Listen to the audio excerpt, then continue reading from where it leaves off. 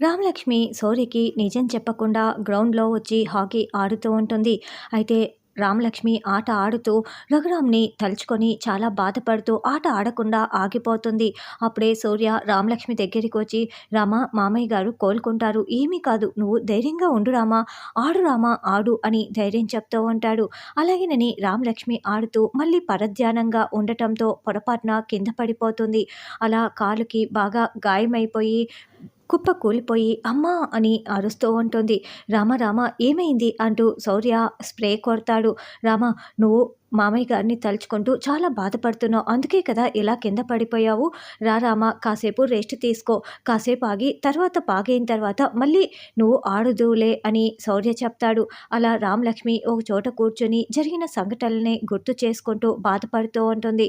అప్పుడే అస్మిత రామలక్ష్మి దగ్గరికి వచ్చి, "కంగ్రాట్స్ రామ" అని తానే రామలక్ష్మి చేయి తీసుకొని షేక్ హ్యాండ్ ఇస్తూ ఉంటుంది.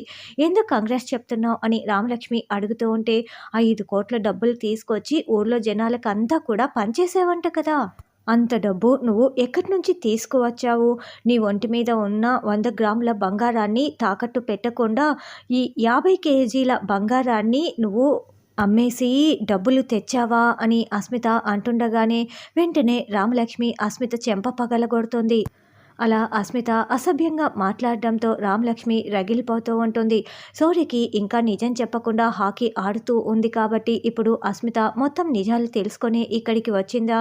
ఇప్పుడే శౌర్యకి నిజం తెలిసిపోతుందా అన్నది రానున్న ఎపిసోడ్‌లో తెలుసుకుందాం.